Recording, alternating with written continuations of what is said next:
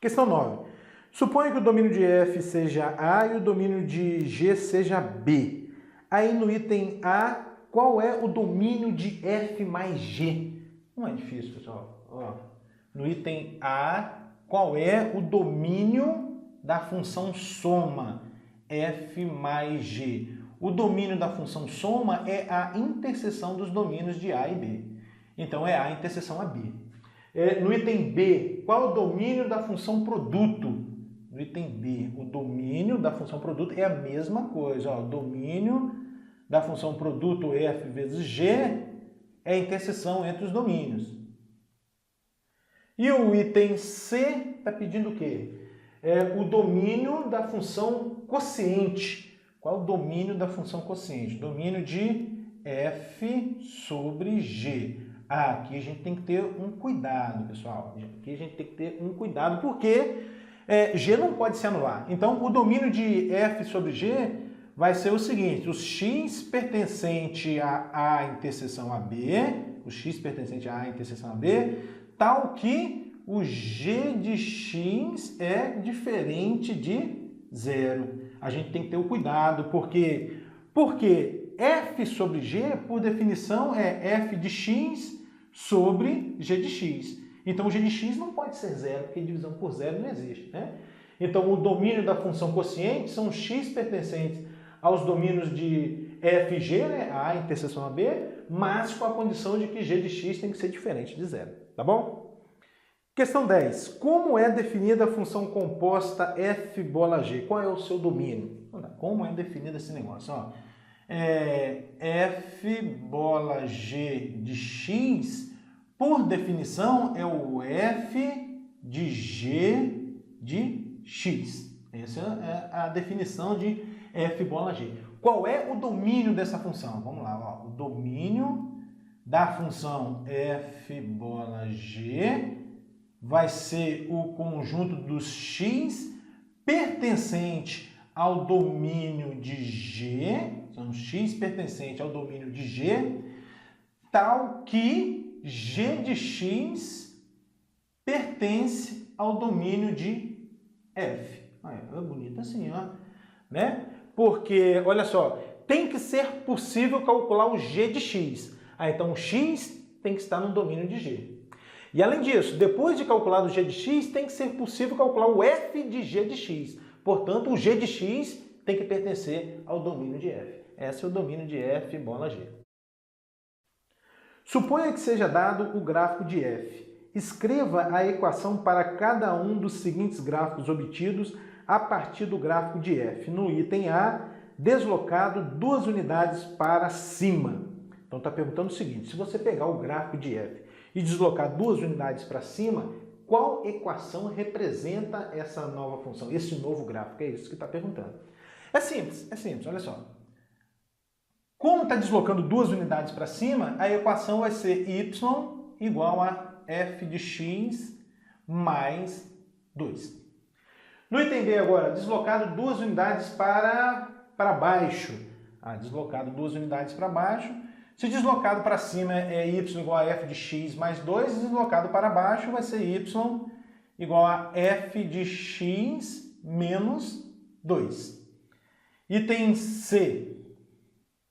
Item C agora, deslocado 2 unidades para a direita. Deslocado 2 unidades para a direita. Y igual a f de x menos 2. Item D, deslocado 2 unidades para a esquerda. Item D, deslocado 2 unidades para a esquerda. É esse aqui, ó. Y igual a f de x mais 2. É assim mesmo, pessoal. É meio que ao contrário mesmo, porque na seção 1.3 a gente discutiu esses deslocamentos na forma x menos c. Aí você olha para o c.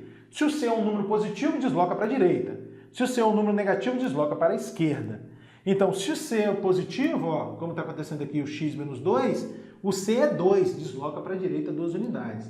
O c aqui nesse caso é um menos 2, desloca para a esquerda, tá bom? É assim mesmo. Que mais? Item E. Refletido em torno do eixo X. refletir em torno do eixo x. Vai ser y igual a menos f de x. Esse menos aqui tem por finalidade refletir em torno do eixo x. Letra F, refletido em torno do eixo y. Muito importante aparecer nessas duas juntas aqui, ó. Vai ser y igual a f de menos x. Olha o detalhe. Menos do lado de fora aqui da função tem por finalidade refletir o gráfico em torno do eixo x. Menos aqui na variável tem por finalidade refletir o gráfico em torno do eixo y. Tem que ter atenção nos detalhes. FG, expandido verticalmente por um fator 2. Expandido verticalmente, esticado verticalmente de um fator 2. Então, G, né? Vai ser y igual a 2f de x. O H, agora contraído verticalmente de um fator 2. Então, se você multiplica por 2, expande de um fator 2. Se você divide por 2, comprime de um fator 2. Isso na vertical. Y igual a 1 meio de f de x. O que mais? I. O que está dizendo I? Expandido horizontalmente de um fator 2. Expandido horizontalmente agora de um fator 2. Vai ser esse aqui, ó. Y igual a f de x sobre 2, ou meio x, tanto faz, tá? Então aí a gente já observa algumas coisas, olha só. Números multiplicando a função tem por finalidade expandir ou contrair na vertical. Números aqui multiplicando a variável, aqui, ó, no caso é um meio, né? Eles têm por finalidade contrair ou expandir na horizontal, tá? Então, vamos lá. O que mais agora? HIJ. Contrair horizontalmente de um fator 2. Contrair horizontalmente de um fator 2. Então, é esse aqui, ó. Se um meio expande de um fator 2, quando você multiplicar por 2, vai contrair de um fator 2. Y igual a f de 2x. Contraiu de um fator 2. E aí acabou, né? É isso aí. 12. Item A. O que é uma função injetora? Como decidir a partir do seu gráfico se uma função é injetora? Muito bem, pessoal. Então, inicialmente, item A, né? O que é uma função injetora? Uma função será dita injetora quando ela satisfaz a seguinte condição. Para todo x1 diferente de x2, pertencente ao domínio da função, temos o seguinte, f de x1 diferente de f de x2. Tá? Aí, ó. Se uma função satisfaz essa condição, a gente diz que ela é uma função injetora. Agora, como decidir a partir do gráfico se uma função é injetora? Olha só, no item anterior, num dos itens anteriores aí, a gente discutiu o seguinte. Dado um gráfico, se você quiser saber se esse gráfico representa ou não uma função, é o gráfico de uma função, você traça retas verticais. Se algumas dessas retas tocar o gráfico em mais de um ponto, aquele gráfico não é de uma função. Caso contrário, é gráfico de uma função. Mesma linha de raciocínio aqui, só que agora a gente vai considerar retas horizontais. Dado um gráfico, quero determinar se aquele gráfico é gráfico de uma função injetora. Você vai traçar retas horizontais. Tá? Se algumas dessas retas tocar o gráfico em mais de um ponto, a função não é injetora. Tudo bem? Caso contrário, é de função injetora. Vamos tentar entender isso? Por que funciona essa regrinha? Olha só. Vamos supor que você tenha esse gráfico aqui, ó. Por exemplo. E aí, quando você traçar uma reta horizontal, vamos considerar aqui os pontos inicialmente, ó, 1 e 3, e esse ponto aqui, 2 e 3. Imagina você traçando uma reta horizontal passando por esses dois pontinhos aqui, ó, uma reta horizontal passando por aqui, melhor dizendo. Você vai observar que a reta horizontal está tocando o gráfico em mais de um ponto, essa reta horizontal. Isso está te dizendo, então, que o gráfico não é de uma função injetora. Agora, por que não é de uma função injetora? Pelo seguinte, olha, eu tenho aqui o x1, tá vendo aqui, ó, x1 diferente de x2, né? Não, vamos pensar assim, ó. Vamos pensar assim. O 1 é diferente do 2. Isso, 1 é diferente do 2. Mas o f de 1 é igual ao f de 2, que é igual a 3. Isso contraria a definição de função injetora. Por isso que funciona essa regrinha. Traça retas horizontais. Se alguma reta horizontal tocar o gráfico em mais de um ponto, opa, o gráfico não é de uma função injetora. Caso contrário, é de uma função injetora. Está aqui a justificativa. 1 é diferente de 2, mas o f de 1 é igual ao f de 2, que é igual a 3. Contraria a definição de função injetora. Tá bom? Que mais? No item B, se f é uma função injetora, como é definida a função inversa f elevado a menos 1? Questão bacana isso aqui. Se f é injetora, ela admite a função inversa, e a função inversa é definida assim, ó. F elevado a menos 1, a função inversa de y, vai ser igual a x se acontecer o seguinte, se o f de x for igual a y. Pronto, é assim que é definida a função inversa. Dada a função f injetora, a função inversa f elevado a menos 1 de y vai ser o x quando o f de x for igual a y. Se somente se o f de x igual a y. Aí, para finalizar, como obter o gráfico de f elevado a menos 1 do gráfico de f. Como obter? Simples. Refletindo o gráfico em torno da reta y igual a x. Por que isso? Ó, vamos fazer um esboço aqui, só para você entender esse negócio. Vamos supor que o ponto de coordenadas 1 e 3, esse ponto aqui, olha, pertença ao gráfico de f. Se 1 e 3 pertence ao gráfico de f, ó, 1 e 3 pertence ao gráfico de f. O que vai acontecer? 3, 1 pertence ao gráfico da inversa. Onde é que está o 3, 1? Mais ou menos aqui, ó. 3 e 1. E aqui está a bissetriz dos quadrantes ímpares, ou seja, a reta y igual a x. Qual é a relação entre esses dois pontos? Olha, esses dois pontos, eles são simétricos em relação à reta y igual a x. Eles são simétricos em relação à bissetriz dos quadrantes ímpares. Portanto, dado o gráfico de uma função injetora, se você quiser determinar o gráfico da inversa, basta refletir o gráfico de f em torno da reta y igual a x. É assim que funciona, bacana desse jeito. Então vamos fazer um exemplo aqui, ó, rapidinho. Ó. Aqui. E aqui. Vamos supor que esse aqui seja o gráfico da função f.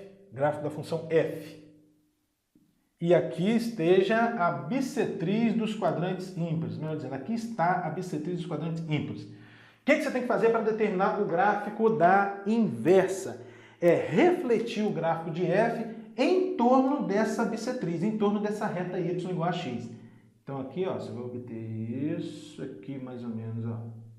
Pronto, isso aqui é o gráfico da inversa.